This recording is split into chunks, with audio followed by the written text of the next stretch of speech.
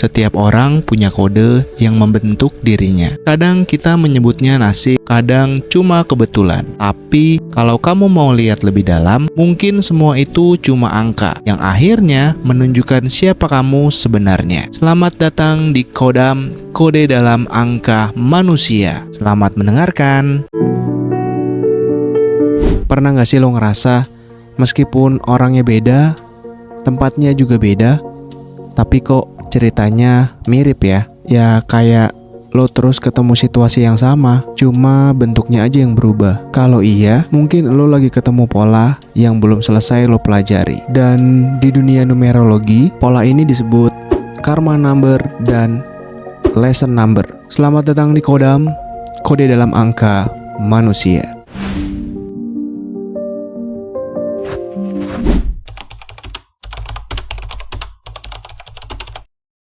Banyak banget orang yang nanya, apa bedanya numerologi dan astrologi? Dua-duanya sama-sama ngomongin pola.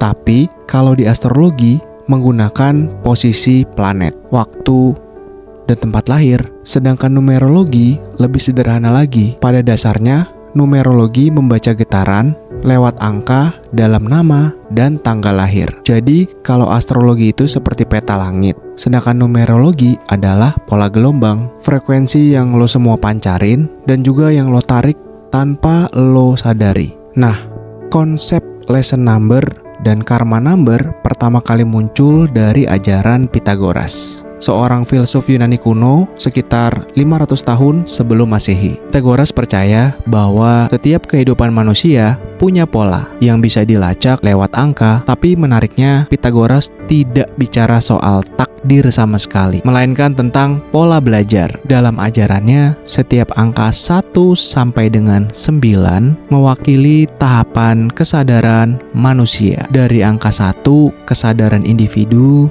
sampai dengan angka 9, kesadaran universal. Nah, dari sanalah lahir dua lesson number dan karma number. Lesson number merupakan angka yang menggambarkan pelajaran hidup yang harus diselesaikan di masa kini. Sedangkan karma number adalah angka yang menunjukkan kebiasaan atau karakter lama yang belum tuntas dipelajari di masa lalu. Pythagoras percaya bahwa hidup manusia berjalan pada tahapan kesadaran yang bisa diwakili oleh angka 1 sampai dengan 9. Dari sanalah lahir gagasan bahwa setiap orang punya pelajaran tertentu.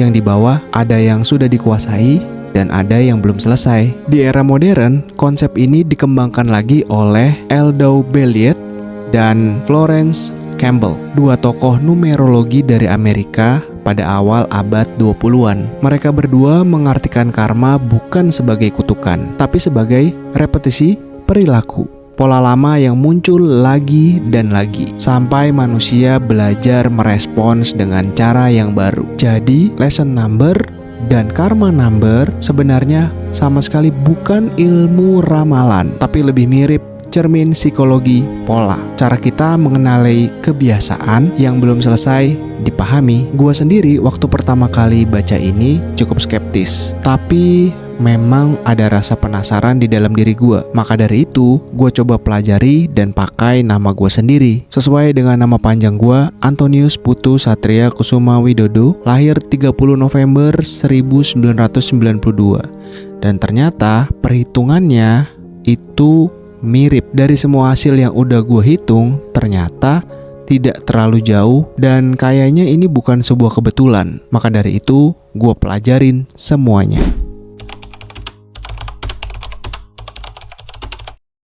Oke, sekarang kita bahas caranya dulu ya. Lesson number dihitung dari tanggal lahir. Ia menggambarkan pelajaran utama yang dibawa seseorang sejak ia lahir di kehidupan ini. Gua lahir 30 November 1992. Jadi kalau dijumlahkan 3 ditambah 0 ditambah 1 ditambah 1 ditambah 1 ditambah 9 ditambah 9 ditambah 2, maka hasilnya adalah 27. Kita sederhanakan lagi 27. 2 ditambah 7 sama dengan 9. Ingat ya, angkanya harus 1 digit. Jadi lesson number gua adalah 9. Angka penyembuh. Nanti gue jelasin penjelasan detailnya ya. Angka 9 ini menggambarkan seseorang yang punya dorongan besar. Dorongan ini sering dipakai untuk membantu orang lain, tapi tak jarang juga untuk memulihkan dirinya sendiri, termasuk gue. Jadi gue ngerasa ini adalah salah satu hal yang sering gue alami dalam kehidupan sehari-hari. Jujur, dari skeptis gue mulai ngerasa ini relevan. Di usia 30-an, kayak gue sekarang, banyak orang yang sibuk untuk memperkuat dirinya sendiri. Sampai lupa bahwa yang kuat pun sebenarnya bisa capek juga kan. Sementara karma number dilihat dari huruf yang ada di dalam nama kita. Dalam sistem numerologi Pythagorean, setiap huruf punya nilai 1 sampai dengan 9. Huruf yang tidak muncul sama sekali dalam nama seseorang dianggap sebagai pelajaran lama yang belum selesai. Ya, itulah karmic lesson. Dari nama gua, Antonius Putu Satria Kusuma Widodo. Angka 4 dan 6 jarang muncul. Dalam simbolisme numerologi, angka 4 berarti disiplin dan konsisten. Sedangkan angka 6 melambangkan keseimbangan dan tanggung jawab.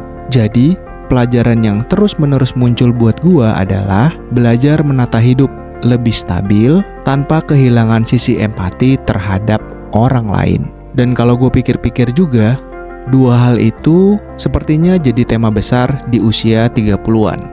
Sesuai janji gue tadi, gue akan menjelaskan secara mendetail tentang lesson number. Menurut numerologi Pythagorean, lesson number menggambarkan tema besar pembelajaran hidup yang terus berulang sampai seseorang berhasil memahami atau menyeimbangkannya. Ia bukan bakat alami, tapi sebuah ruang kosong yang sedang kita isi. Biasanya, kalau pelajaran ini belum dikuasai, seseorang akan menghadapi situasi serupa berulang-ulang dalam hubungan, pekerjaan, atau keputusan pribadi. Oke, gue masuk ke lesson number pertama. Menurut numerologi Pythagorean, lesson number pertama berarti belajar mandiri dan menemukan suara diri sendiri. Lesson number 1 muncul pada orang yang sering mengandalkan validasi atau takut mengambil keputusan sendiri. Pelajarannya adalah belajar jadi individu yang mandiri, percaya diri, dan berani memimpin hidupnya sendiri. Tantangan terbesar berhenti membandingkan diri dengan orang lain dan mulai menegakkan suara hati sendiri. Pada intinya, lesson number 1 berarti fokus untuk belajar mandiri dan cari identitas diri sendiri. Gue masuk ke lesson number 2, belajar kerjasama dan kepekaan emosional. Buat lo yang ngerasa lesson numbernya adalah 2, biasanya sering terlalu logis dari cara berpikirnya, cenderung kaku dan menahan perasaannya. Ya, hidup emang ngajarin lo buat lebih terbuka sih, menghargai dan kerjasama serta memahami ritme orang lain. Tapi lo juga punya tantangan, dimana tantangannya adalah menjaga keseimbangan antara keinginan pribadi dan kebutuhan bersama. Lesson number 3, belajar mengekspresikan diri. Biasanya, buat lo yang ngerasa lesson number 3, muncul sering banget ngerasa kesulitan menyuarakan pikiran lo. Ya, bisa aja karena takut salah, atau takut ditolak mungkin, atau terlalu nahan emosi. Hidup lo itu sebenarnya ngajarin pentingnya berekspresi lo, termasuk dari sisi kreativitas dan juga komunikasi yang jujur. Dan pelajaran utamanya untuk lo yang lesson numbernya adalah 3 adalah coba deh belajar bicara dari hati tanpa takut dinilai. Jadi kalau lo ngerasa overthinking, itu lo harus mencoba berlatih supaya lo itu tidak terlalu overthinking, atau level overthinkingnya berkurang. Untuk lesson number 4, belajar disiplin dan konsistensi. Lesson number 4 ini datang kepada elu yang memang cenderung impulsif. Atau mungkin bisa dibilang juga untuk susah banget nih buat menyelesaikan sesuatu sampai dengan tuntas. Bahkan sampai di level mungkin ngedengerin lagu, nonton sesuatu di YouTube, atau apapun yang lo kerjakan itu nggak sampai tuntas. Maka dari itu, pelajaran utamanya yang harusnya lo paham adalah gimana caranya bangun fondasinya, bikin rutinitas yang baik, lalu belajar lebih bertanggung jawab sama semua hal-hal yang lo kerjain, termasuk dari hal-hal yang sekecil mungkin dan dilakukan sehari-hari. Untuk lo yang lesson number 5, keywordnya adalah belajar menjaga fokus dan mengelola kebebasan. Jadi untuk lo yang lesson numbernya ada 5 itu biasanya gampang banget bosen, terus gampang juga tertarik atau terdistract, tapi cepet juga pindah-pindah. Ini biasanya identik dengan Gen Z di dunia profesional kerja ya gitu. Tapi karena ini lesson number 5, jadi coba dihitung dulu apakah kalian merasa ini relevan atau tidak dengan kalian. Untuk lesson number 6, belajar menjaga dan mencintai tanpa mengorbankan diri. Untuk lo yang ngerasa lesson number 6 itu biasanya lo akan cenderung menghindari tanggung jawab atau justru lebih terlalu mengurus orang lain. Coba deh fokus untuk ngurusin diri sendiri ketimbang ngurusin orang lain. Move to lesson number 7, belajar percaya dan melepaskan kontrol. Jadi biasanya ini tuh akan muncul sama orang-orang yang mengandalkan logika gitu. Jadi kalau kalian lesson number 7 biasanya akan cenderung sulit percaya sama sesuatu yang gak kelihatan gitu. Ini konteksnya bukan hantu ya, tapi lebih ke kayak sesuatu yang intangible gitu, gak bisa kelihatan oleh mata gitu. Nah, kalian harus menemukan kepercayaan. Untuk lesson number 8, coba belajar menyikapi kekuasaan dan materi yang lebih bijak gitu. Jadi di lesson number 8 buat lo yang perhitungannya ada di lesson number 8, biasanya lo tuh punya masalah dengan kontrol, terus logistik atau uang dan juga ambisi. Nah memang hidup itu memberi pelajaran tentang tanggung jawab sama kekuatan apapun itu ya yang lo dapat gitu. Seperti karir misalnya, atau kepemimpinan, atau mungkin relasi networking lo selama lo bekerja atau menjalani kehidupan sehari-hari. Nah untuk lesson number 9, which is ini adalah gue sendiri, seperti yang tadi udah gue bilang bahwa belajar melepaskan dan menyembuhkan. Untuk kalian juga yang lesson number 9 itu adalah, jangan lupa ya, ini harus di highlight terkait dengan menyelesaikan siklus dengan lebih elegan gitu. Jadi kita ini di lesson number 9 ini sering mengalami kehilangan, perpisahan, atau mungkin situasi yang kadang tuh nuntut untuk kita tuh udah let go aja gitu, udah kabur aja, pergi aja gitu. Nah tapi di balik itu tuh ada karunia yang sangat besar, dimana kemampuan menyembuhkan diri sendiri dan orang lain lewat rasa empati. Nah gue ngerasa gue punya rasa empati yang besar. Harusnya ya, lo yang lesson numbernya 9 juga itu sama kayak gue, ngerasain empati yang sangat besar. Mengerti apa yang dirasakan orang lain, apapun itu profesinya, dimanapun dia berada, atasan kita atau bawahan, semuanya kita pasti ngerasa empati itu sangat-sangat besar di dalam diri kita. Maka dari itu, kita tuh harus coba untuk berhenti menyelamatkan semua orang, karena gak mungkin kita bisa nyelamatin semua orang. Dan kita coba deh mulai memaafkan diri sendiri, orang di sekitar kita gitu. Dan fokus untuk menyembuhkan diri sendiri kalau lo sedang merasa tidak baik-baik saja. Sadari itu kalau gak mau terlambat.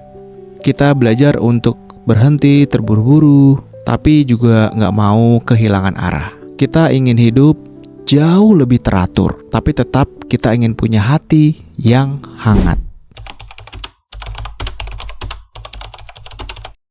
Pernah gak sih lo ngerasa kayak lo itu sebenarnya udah berubah, tapi terkadang hidup lo tuh tetap muter di pola yang sama, hubungan yang mirip, pekerjaan yang kurang lebih sama, bahkan situasi emosional yang kayak deja vu. Dan mungkin itu sebenarnya bukan kebetulan. Pernah nggak sih lo mikir sampai sejauh itu? Kadang semesta emang nggak ngasih pelajaran baru. Semesta itu cuma ngulang pelajaran yang sama, itu aja. Yang jelas tujuannya sampai lo ngerti dan juga paham makna semua yang berulang. Itu yang disebut dengan lesson in disguise. Pelajaran yang datang dalam bentuk baru tapi dengan isi yang sama. Lesson number gua nomor 9. Tentu itu sering muncul dalam bentuk yang sangat sederhana. Keinginan yang kuat buat bantu orang lain.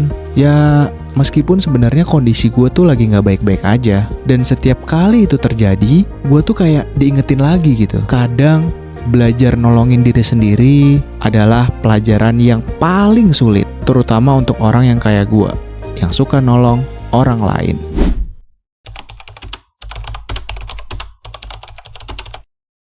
Ada kalimat yang selalu gue inget, dan mungkin lo juga pernah denger. Karma itu bukan tentang hukuman, tapi tentang pengulangan. Kita tuh gak dihukum dengan hal yang baru. Kita cuma dikasih kesempatan untuk merespon hal yang lama. Tentu dengan kesadaran yang lebih tinggi dibanding sebelumnya. Jadi, kalau lo sekarang ngerasa stuck, atau lo ngerasa hidup lo kayaknya gini-gini aja, berulang-ulang terus, mungkin sebenarnya bukan semesta yang lambat, tapi lo sebenarnya lagi diundang untuk mengenal dan menyadari lebih dalam pola lama dalam hidup lo semua. Ini yang perlu ingat. Lesson number dan juga karma number bukan untuk menebak masa depan, tapi untuk menuntut lo membaca masa kini. Karena kadang jawaban itu bukan tentang apa yang lo mulai, tapi apa yang lo selesaikan. Terima kasih sudah mendengarkan Kodam, Kode Dalam Angka Manusia. Di episode selanjutnya, kita akan bicara tentang sesuatu yang lebih dekat dengan hati, numerologi, dan cinta.